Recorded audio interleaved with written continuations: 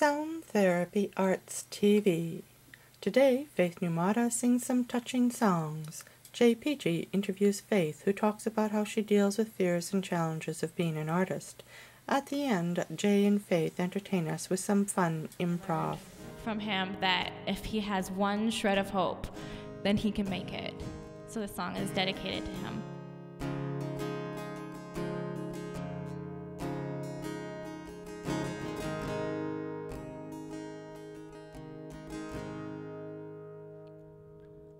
I met a man at church on Sunday. I could smell the scent of whiskey on his breath as he sang Amazing Grace. After the service, she was only 16 and craving love when our boy pulled up in his parents' pickup truck. He was a smooth talker, told her what she wanted to hear, and in that front seat her innocence disappeared. If you see a guy and you wanna catch his eye, there's a simple recipe that works every time. It ain't no secret how to get a man in your arms. Hey. How's it going? Better now. I heard you eat sushi. I love fish. Yes, tell me a bit about that, because some of my cousins are, they've been consumed a little lately with your music, so I don't know if that has anything with you consuming them.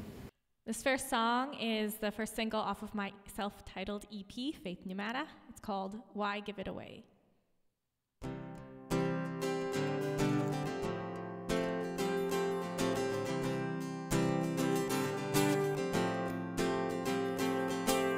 She was only 16 and craving love when our boy pulled up in his parents' pickup truck.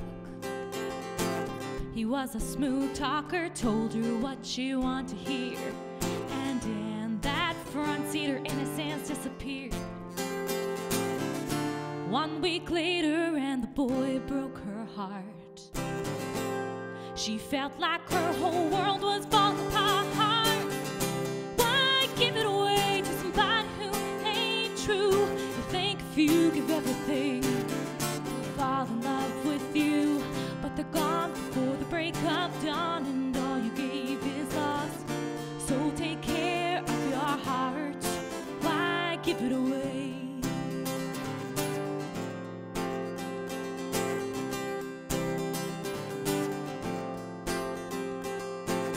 There was a time when she believed love was special, and it meant more than just one night.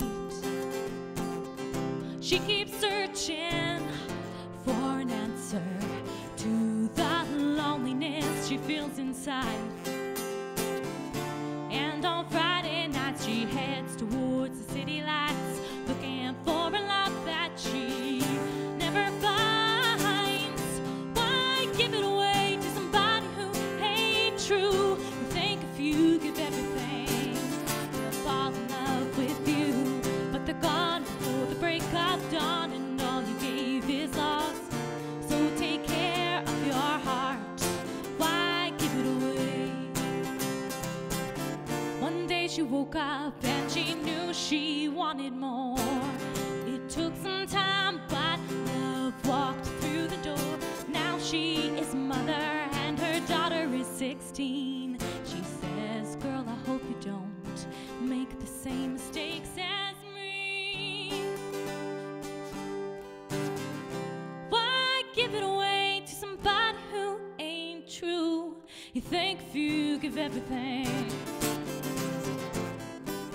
but they're gone before the break of dawn, and all you gave is lost. So take care of your heart. Why give it away? Why give it away?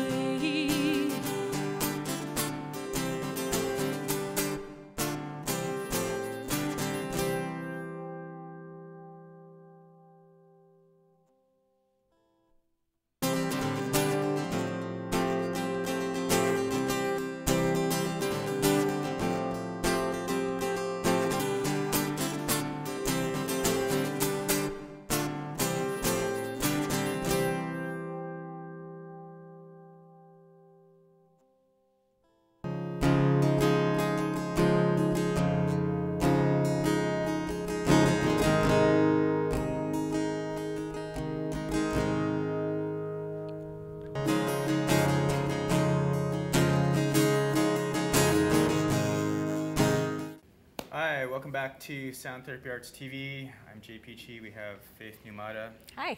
How's it going? All the way from Burnaby. All the way from Burnaby. And then you took another bus from there. Yeah. You parked and then took another bus. Well, I Okay. tried to find parking and I didn't have any money to pay for it, so. Well, parking's a challenge in Vancouver, so Yeah, it is. Yeah, it's the artist way. Always late. Well, it's just, you want to keep people anticipating. I think that's the new word. Yes. It's like, where is she? Where is he? Yeah. Anticipation, that's part of the art.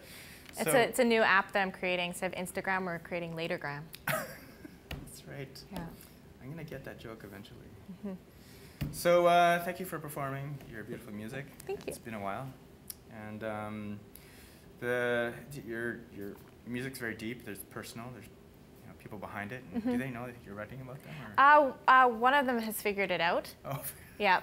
So they didn't know until you... I sang it for him and he goes, wait a minute, that's about me. I said yes. Yeah. How did they react to that? Positively. Okay. He felt flattered. So. This next song is a true story about a friend of mine who struggles with addiction. And we had a conversation together. It really affected me, where I learned from him that if he has one shred of hope, then he can make it. So the song is dedicated to him.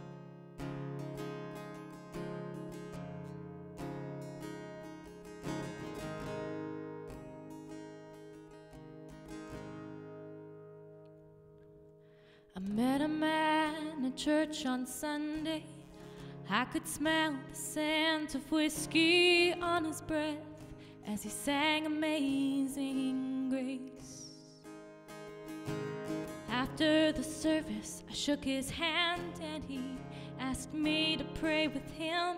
So I bowed my head, listened to him say, I wanna change, but I don't know how. I've lived a selfish life and I'm paying for it now. If there's a chance you can save a man like me, even one shred of hope, then I choose to believe.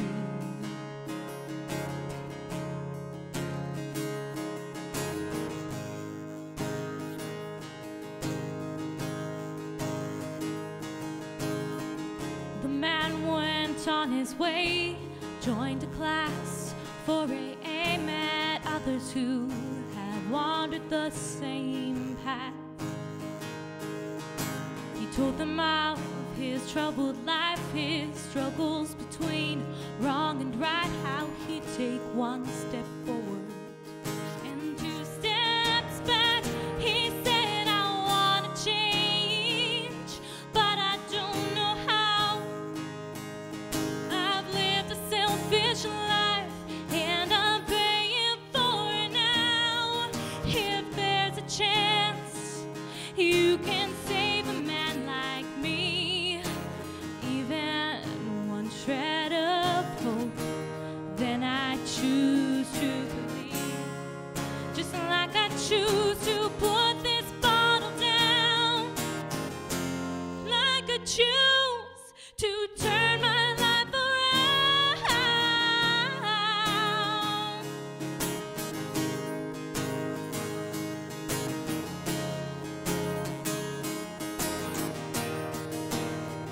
He said, I wanna change, but I don't know how. I've lived a selfish life and I'm paying for it now. If there's a chance you can save a man like me, even one shred of hope, then I choose to believe.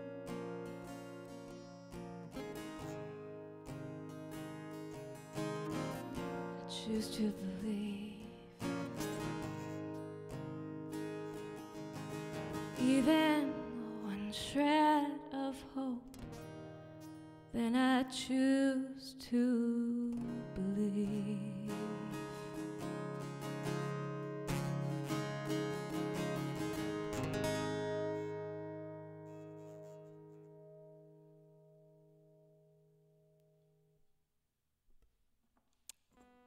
Let's talk a bit about anxiety. As an artist, Mm-hmm. you're putting it out there. Also, you're putting lyrics out that relate to people that they may not know about the songs. So, yeah, how do you deal with anxiety? I have to spend a lot of alone time, actually, just trying to calm my nerves and making sure I like, focus. And a lot of what helped me overcome my anxiety and my insecurity was just realizing that I wasn't in control, that art is a gift and it's meant to be given. It's not about what you're going to receive in return.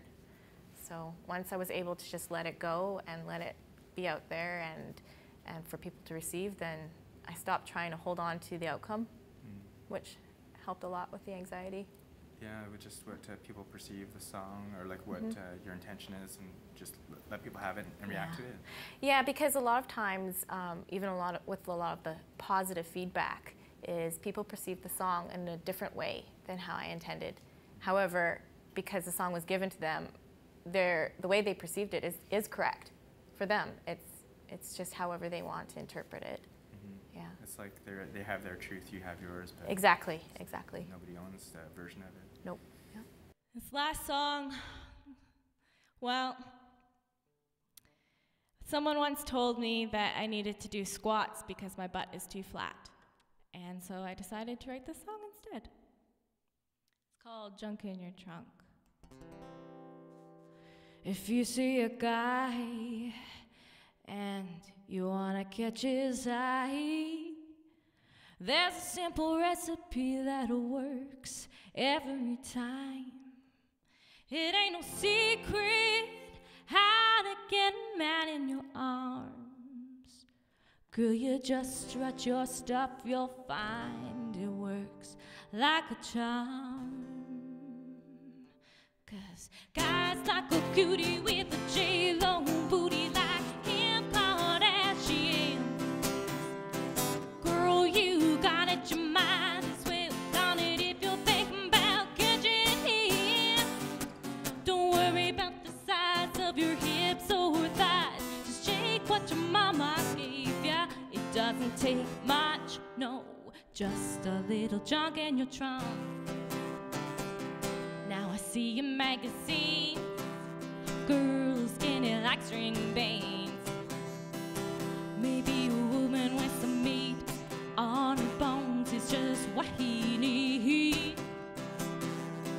Any shape or size, it's beauty in a true man's eyes.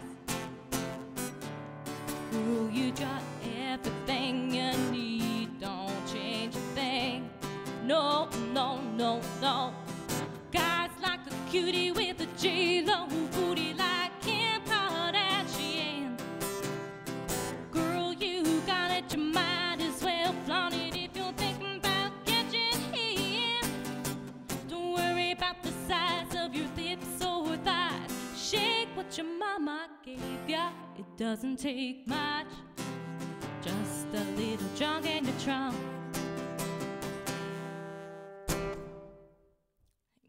So how's your music career been since we last talked? It's been probably a couple of years.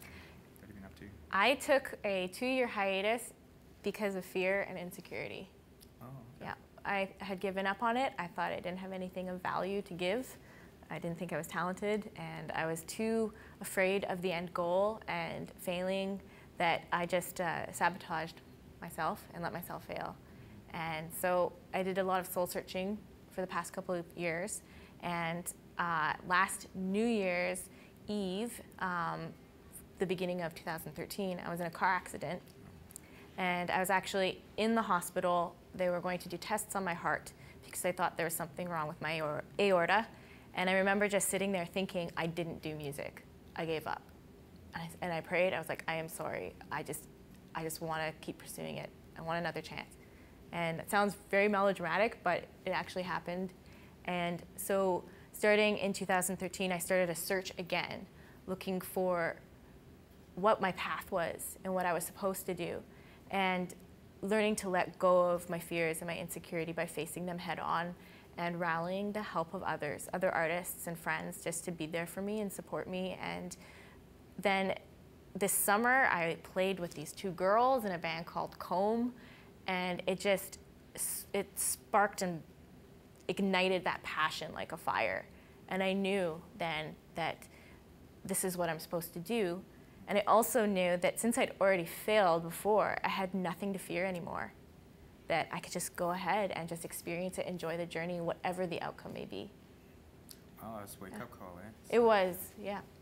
Big wake-up call. So in your abandonment of your artistic, and we all kind of go through this, we just like kind of sabotage it. Like, what did you do? Did you burn your lyrics? Did you stomp on your guitar? Or like, what does that manifest itself? No, I didn't burn anything, and I didn't wreck my instruments, but I held my music hostage, and I wouldn't share it with anyone, and just because I was too afraid that they wouldn't like it.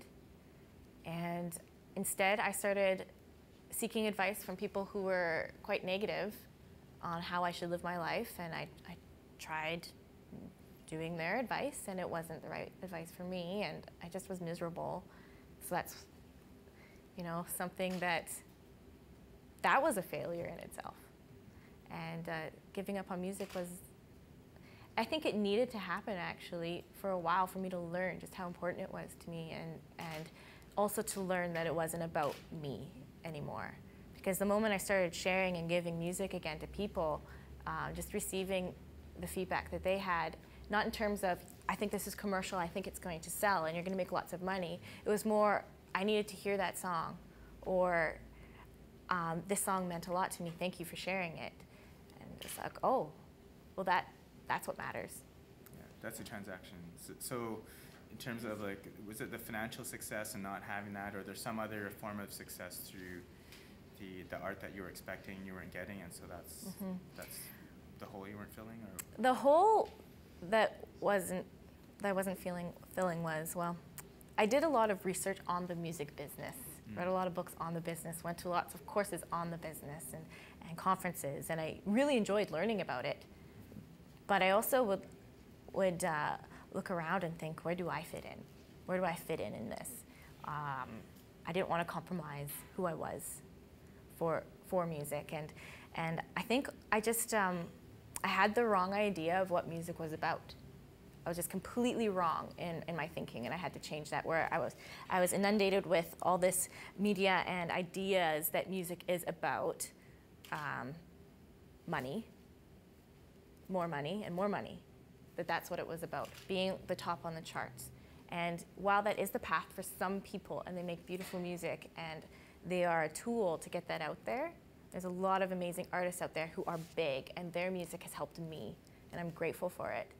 I had to learn that couldn't be my focus. I had to let go of control of that. Instead, I just had to take one step at a time at the journey. It was too overwhelming for me to think about the long term. I had to think about, what am I doing this week? Who am I this week in music? And that's just part of my personality and a balance I had to learn. So who do you think Faith Numada is right now? Right now, she's just giving music away.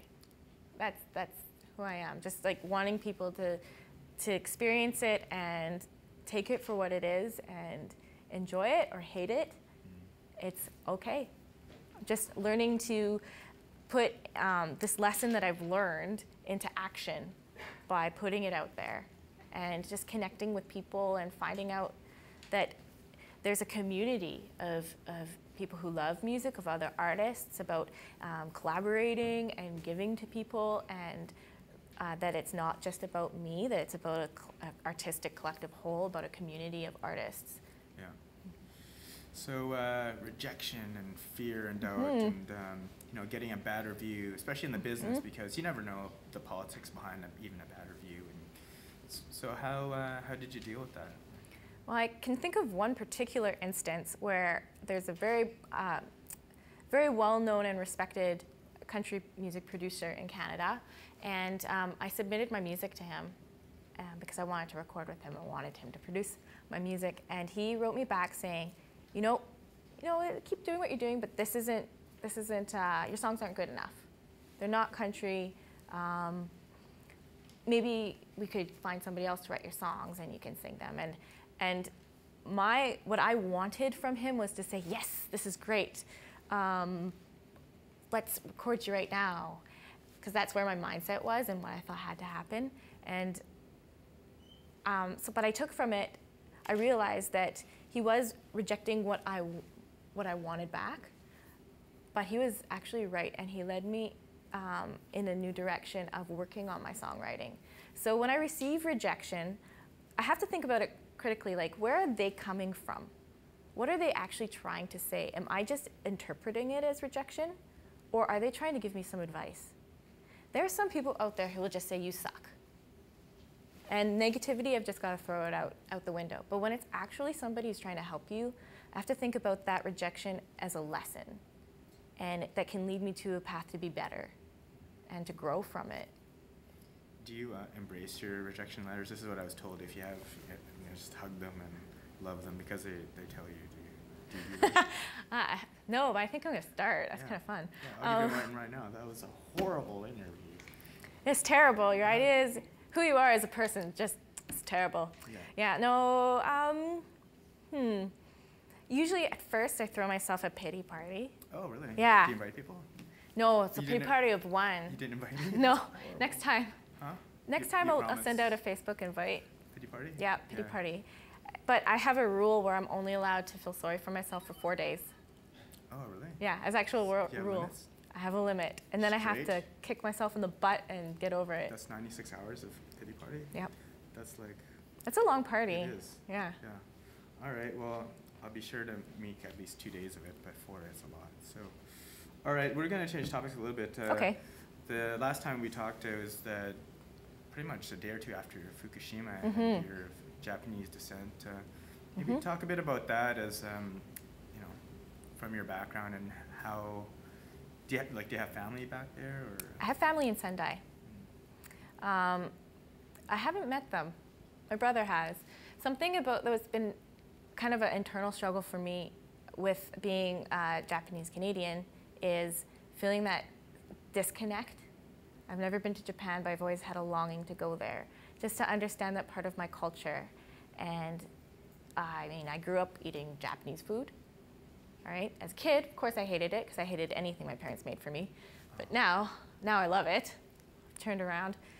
But when it comes to my family in Japan and these, I see it and I just feel like when that happened, I felt like the connection that could possibly be was severed.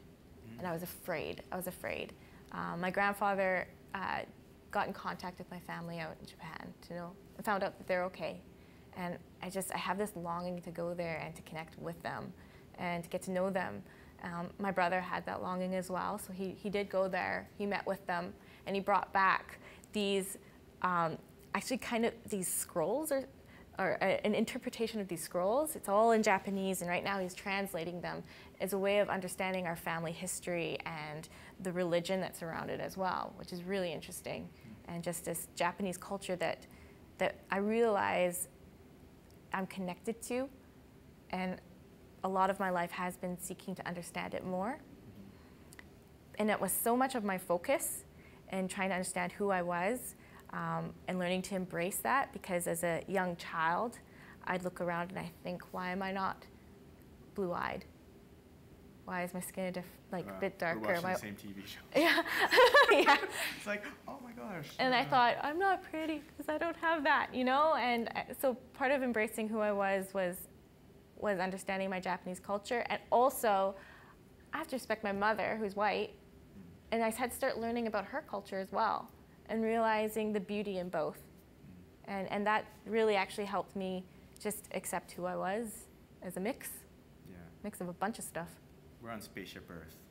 Exactly. Yeah, it's borderless. Cool. Well, I'm Filipino, Canadian, but same thing. Like, I haven't been there in a while, and Vancouver is this intersection of cultures, and it's almost more common than it is, like where people they're searching. So it's a constant thing. So. And I think part of that search is finding the value in every culture, and how valuable it is, and just that can be a part of accepting who we are and accepting others. I love Japanese food. Oh, part of it, yeah. Oh, it's beautiful. I'm like a sushi fish warrior, you know this, right? So, yeah. Yep. Yeah. Cool. Well, thanks for coming on the show. Really appreciate it. You're welcome. You have a website, or you have events coming up, or how can we get a hold of you? I do have a website. It's www.faithnumada.com. And I have my music online at www.faithnumada.bandcamp.com. Anything to say to CJ before we go? It's been a while. It has been a while. How come you never called? I just want to know. Doesn't say much. No. Well, you can't use like no fingers, right? So I can't use that. It's like all numbers get all mixed That's up. true. So you'll just have to have faith in CJ. I think I want to see the fish head again. Oh, that's a different show. Okay. Thanks, everybody. This is Faith, Jay Peachy, and CJ Sock Monkey, Sound Therapy Arts TV. You're dating jellyfish? I am. There's so many of them. They're not all the same. I know many have broken up with me. It stung a bit. God. Hey, How's it going? better now. I heard you eat sushi. I love fish. Yes, tell me a bit about that, because some of my cousins are, they've been consumed a little lately with your music, so I don't know if that has anything with you consuming them. Well, every time I write a new song, I celebrate by eating a roll. Oh, okay. Yeah. And what does it sound like? Little fishy.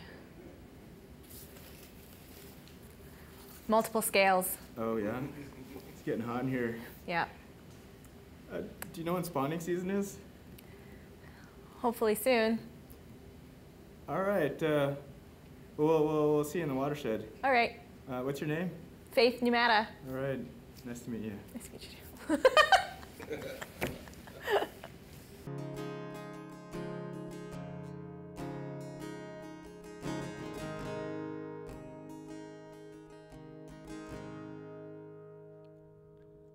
I met a man at church on Sunday.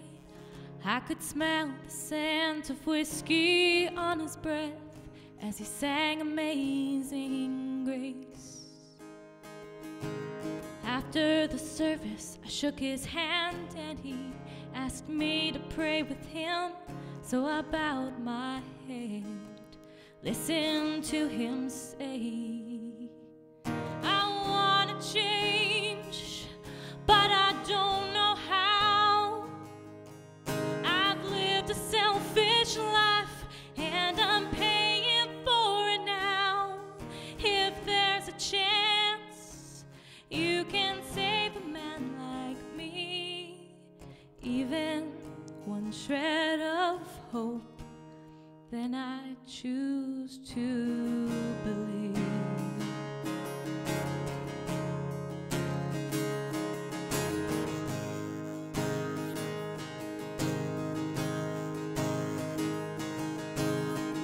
The man went on his way, joined a class for AA, met others who had wandered the same path.